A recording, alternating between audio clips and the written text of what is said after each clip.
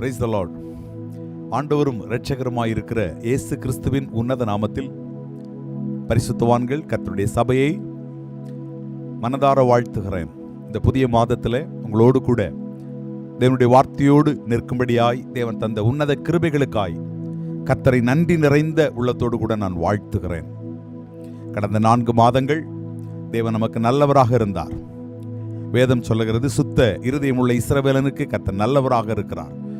அப்படி ஆண்டவர் நல்லவராக இருந்து நடத்தினார். இந்த புதிய மாதத்தை நாம் துவங்குகிறோம்.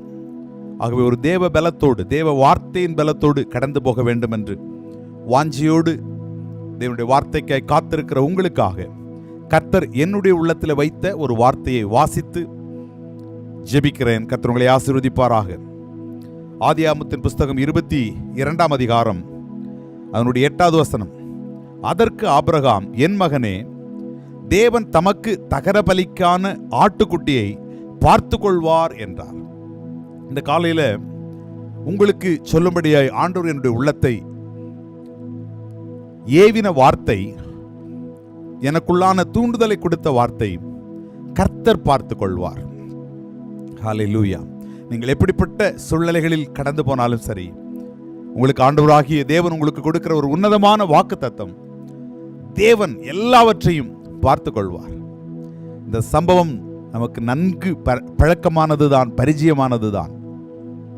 ஆபிரகாம் தன்னுடைய குமாரனோடு கூட தேவன் குறித்த மலையை நோக்கி கர்த்தருக்கு பலி செலுத்தும்படியாய் கடந்து போகிறான். பலி செலுத்துவதற்கு தேவையான எல்லா ஆயத்தங்களும் செய்யப்பட்டிருக்கிறது.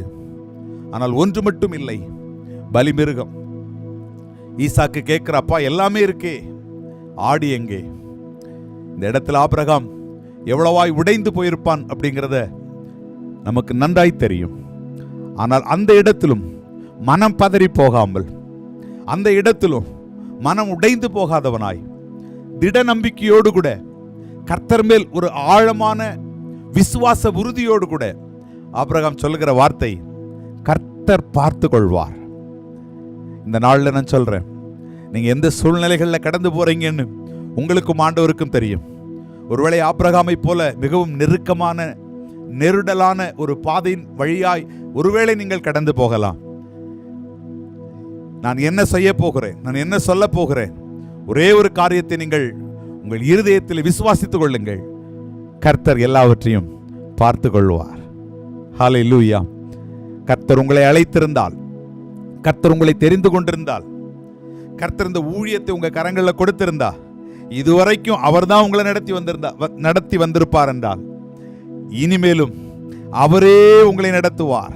ஹல்லேலூயா. கர்த்தருடைய வார்த்தை சொல்லுகிறது, அந்த இடத்துக்கு யெகோவா ஈரே, 14வது வசனத்துல ஆபிரகாம் பேர் வைக்கிறான், யெகோவா ஈரே என்று. யெகோவா ஈரே என்பதனுடைய பொருள், கர்த்தருடைய பர்வதத்திலே பார்த்து கொள்ளப்படும். நான் சொல்லுகிறேன், உங்களுடைய காரியங்களை குறித்த பலவிதமான கேள்விகள் உங்களுக்கு இருக்கலாம். நான் என்ன செய்ய போகிறேன், பிள்ளைகளுக்காக என்ன செய்ய போகிறேன், குடும்பத்துக்காக என்ன செய்ய போகிறேன்?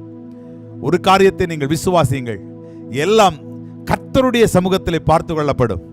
ஹல்லேலூயா.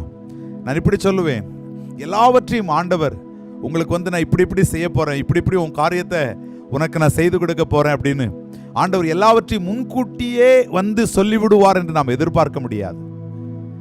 சில காரியத்தை ஆண்டவர் சில நேரத்தில் கடைசி நிமிடத்துல தான் பேசுவார், கடைசி நிமிடத்துல தான் சொல்லுவார். ஆபிரகாம் தேவனுடைய நடத்துதலை அந்த கடைசி நிமிடத்துல, இன்னும் சொல்லணும்னா, கத்தியை தூக்கி கொண்டு பார்த்து கொண்டிருக்கிறார். அடுத்த நிமிடம் தன் பிள்ளையை அவன் இழந்து விடுகிற ஒரு இடத்துக்குள்ளதான் நிற்கிறான். அப்படிப்பட்ட ஒரு கடைசி நொடி. ஆனால் கர்த்தர் காரியங்களை பார்த்து கொண்டார். ஒருவேளை நான் சொல்லுகிறேன், ஆண்டவர் எப்பொழுது பிரதர் பார்ப்பார்? எத்தனையோ நாட்களா ஜெபம் பண்ணிட்டு வந்துட்டு இருக்க, எத்தனையோ நாட்களா நானுடைய பாதத்தில் காத்திருந்து வருகிறேன். இல்லை, கர்த்தர் சகலவற்றையும் பார்த்து கொள்ளுகிற தேவன். இன்னைக்கு பரிசுத்த வேதாகமத்திலிருந்து ஒரு 3 சம்பவங்களை உங்களுக்கு ஞாபகப்படுத்தி உங்களுக்காக நான் ஜெபிக்க விரும்புகிறேன். எலிசாவினுடைய வாழ்க்கையை பாருங்கள். ஹல்லேலூயா. 2 ராஜாக்கள் அதனுடைய 2வது அதிகாரத்துக்குள்ள நம்ம வரும்பொழுது வேதம் சொல்லுகிறது, எலியா எடுத்துக்கொள்ள போகிற ஒரு நேரம், எலியா எடுத்துக்கொள்ளப்பட போகிற ஒரு சூழ்நிலை, இந்த செய்தி எல்லாருக்குமே தெரிந்திருந்தது, எல்லாருமே அறிந்திருந்தார்கள். இப்பொழுது அங்கே நம்ம வாசிக்கிறோம், பெத்தேலிலே உள்ள மக்கள், எரிகோவிலிருந்து உள்ள மக்கள் எல்லோரும், இன்னும் தீர்க்கதரிசிகள் எல்லோரும் வந்து எலிசாவை பரிகாசம் செய்கிறார்கள். எலிசாவே, நீ என்ன செய்ய போகிறாய்? உனக்கு நீ என்ன செய்ய போகிறாய்? உன்னுடைய எஜமான் இன்றைக்கு எடுத்துக்கொள்ளப்பட போகிறாரே, நீ என்ன செய்ய முடியும் என்று எலிசாவை பரிகாசம் பண்ணுகிறதை பார்க்கிறோம். அதற்கு காரணம் என்ன தெரியுமா? அந்த எலிசாவினுடைய அழைப்புல எலிசா செய்த காரியம். நீங்கள் 1 ராஜாக்களின் புஸ்தகம் 19வது அதிகாரத்தை அந்த 19 முதல் 21 வரையான வசனங்களை வாசித்து பாருங்கள். எலியாவினுடைய சால்வை எலிசாவின் மேல் விழுகிறது.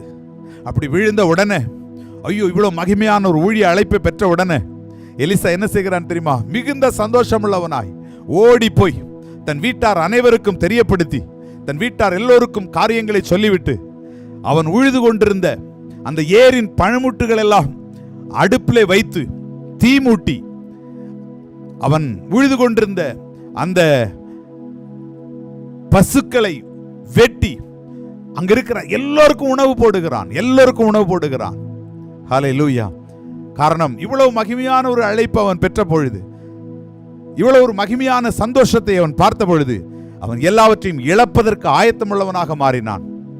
நான் நினைக்கிறேன், அந்த நேரத்தில் அந்த ஊர்ல இருக்கிற சிலர் சொல்லியிருப்பாங்க, எப்பா, ஊழியத்துக்கு கர்த்தர் உன்னை கூப்பிடுறாரு தானே, சரி ஓகே, நீ போ, இந்த ஏர்மாடுகளை இங்க வச்சுட்டு போலாமே, இந்த பனிமுட்டுகளை இங்க ஒதுக்கி வச்சுட்டு போலாமே, நாங்க பயன்படுத்துவோமே, இல்ல உனக்கே ஏதோ ஒரு நாள்ல தேவை இருக்குமானா ஒருவேளை அது உனக்கு உபகாரப்படுமே சொல்லி இருந்திருக்கலாம்.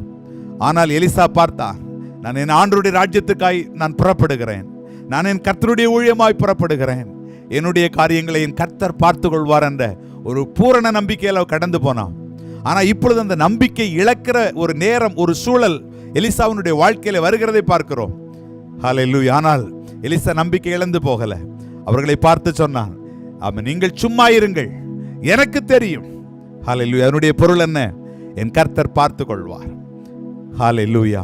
நான் சொல்லுகிறேன், 1 ராஜாக்கள் 19வது அதிகாரத்தில் அந்த சால் எலிசாவின் மேல் விழுகிற பொழுது எலிசா எல்லாவற்றையும் இழந்து போய் விடுகிறான். ஆனா 2 ராஜாக்கள் 2ஆம் அதிகாரத்தில் எலியாவின் மேல் இருந்த சால் 2வது விசையாகி எலிசாவின் மேல் விழுகிறது. அப்பொழுது எல்லாவற்றையும் திரும்ப பெறுகிறான், ரெட்டிப்பான அபிஷேகத்தை பெற்றுக் கொள்ளுகிறான். 15வது வசனத்தில் நீங்க வாசிச்சீங்கன்னா, சகலரும், அந்த அவனை பரிகசித்த அத்தனை பேரும் எலிசாவிடத்துக்கு திரும்பி வந்து தரை மட்டும் தங்களை தாழ்த்தி எலிசாவை வணங்கி கொள்ளுகிறார்கள். எனக்கு அருமையான சபையே, அருமையான தேவனுடைய ஜனமே, இந்த காலை வேளையில சொல்றேன், உங்க விசுவாச வாழ்க்கையை நீங்கள் திடமனதோடு கூட நம்பிக்கையோடு கூட முன்பாக எடுத்து செல்லுங்கள். என்னுடைய காரியத்தை என் கர்த்தர் பார்த்துக் கொள்வார், என்னுடைய சூழ்நிலைகளை என் கர்த்தர் பார்த்துக் கொள்வார், நான் கடந்து போகிற வழிகளை அவர் அறிவார், அவர் எல்லாவற்றையும் பார்த்துக் கொள்வார் என்ற நம்பிக்கையோடு நீங்கள் காத்திருப்பீர்கள் என்றால் தேவன் உங்களுக்காக அற்புதங்களை செய்வார். ஹல்லேலூயா. மற்றொரு சம்பவத்தை உங்களுக்கு சொல்லுகிறேன். லூக்கா 22ஆம் அதிகாரத்தின் 35வது வசனத்தில் ஆண்டவர் தம்முடைய சீஷர்களை பார்த்து கேட்கிறார், நான் உங்களிடத்தில் பணப்பையும் சாமான் பையும் உங்களுடைய பாதரட்சைகளையும் எடுத்துக்கொள்ளாமல் உங்களை நான் அனுப்பின பொழுது உங்களுக்கு ஏதாகலும் குறைவுபட்டதா? யோசித்து பாருங்கள். இன்றைக்கு நம்மளை ஆண்டவர் அப்படி அனுப்புனா நம்மளால போக முடியுமா? பணப்பையும் வேண்டாம், சாமான் பையும் வேண்டாம், பாதரட்சி கூட வேண்டாம், ஒரு ஆயத்தமும் இல்லை. எப்படி ஒரு வழியை நாம் போக முடியும்? எப்படி இது ஒரு பாதையை நோக்கி கடந்து போக முடியும்? எப்படி ஒரு தரிசனத்தை சுமந்து சொல்ல முடியும்? Praise God.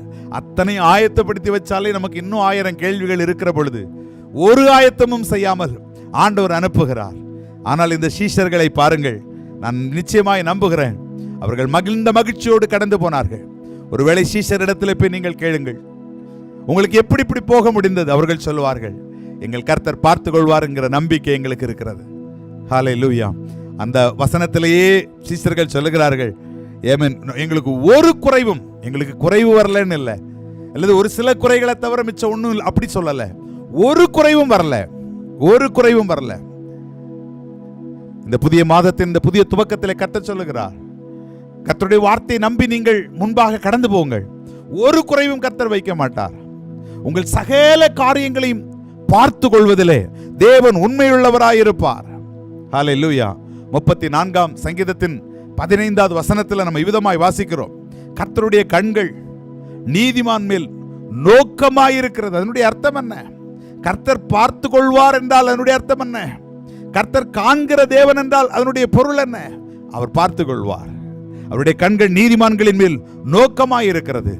சோர்ந்து போகாதிருங்கள். 3வது ஒரு சம்பவத்தை கூட சொல்லுகிறேன். யாத்திராகமம் 14:14 நமக்கு தெரிந்த சம்பவங்கள் தான். இப்பொழுது இஸ்ரவேல் ஜனங்கள் செங்கடலுக்கு முன்பாக நிற்கிறார்கள். பின்பாக பார்வோன் வந்து கொண்டிருக்கிறான், முன்பாக செங்கடல். ஹல்லேலூயா. அங்கே வசனம் சொல்லுகிறது, யுத்தம் கர்த்தருடையது, நீங்கள் சும்மா இருப்பீர்கள். அதனுடைய பொருள் என்ன? கர்த்தர் பார்த்து கொள்ளுவார். ஹல்லேலூயா. நான் சொல்லுகிறேன், சில நேரங்கள் இப்படிப்பட்ட இக்கட்டான நேரங்கள், இக்கட்டான சூழ்நிலைகள் உங்களுடைய வாழ்க்கையில வரும் பொழுது, பிரதர் முன்னாடியும் போக முடியல, பின்னாடியும் போக முடியல, என்ன செய்வேன்னு எனக்கு தெரியல. ஒருவேளை நீங்கள் அப்படி நினைக்கலாம். கர்த்தருடைய நாமத்தில் இந்த காலையில் உங்களுக்கு சொல்லுகிறேன், கர்த்தர் பார்த்து கொள்ளுவார். அங்கே வேதம் சொல்லுது, இன்று கண்ட எகிப்தியனை நீ ஒரு நாளும் காண மாட்டாய். ஹல்லேலூயா. இன்று கண்ட எகிப்தியனை நீ ஒரு நாளும் காண மாட்டாய்.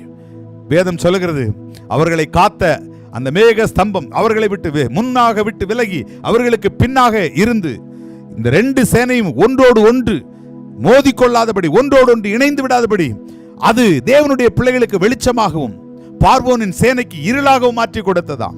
ஹல்லேலூயா. அது மாத்திரமல்ல, செங்கடலை பிளந்து கர்த்தர் தம்முடைய ஜனத்தை நடத்தினார். இந்த புதிய மாதத்திலே கர்த்தருடைய ஊழியக்காரனாய் உங்களுக்கு சொல்லுகிறேன், கர்த்தர் எல்லாவற்றையும் பார்த்துக் கொள்வார். ஹல்லேலூயா. உங்களுடைய தரிசனங்களை முதலாவது நான் சொன்னேன், எலிசா இவனுடைய தரிசனங்கள், இதோடு என்னுடைய ஊழியம் முடிஞ்சு போச்சு, இதோடு என்னுடைய அழைப்பு முடிஞ்சு போச்சு. ஒருவேளை எலிசாவை போல நீங்கள் நெருக்கடியான ஒரு நேரத்தில் இருக்கலாம். கர்த்தர் பார்த்து கொள்வார். ஹல்லேலூயா. ஒரு சாலை போட்ட போது எல்லாம் இழந்தான்.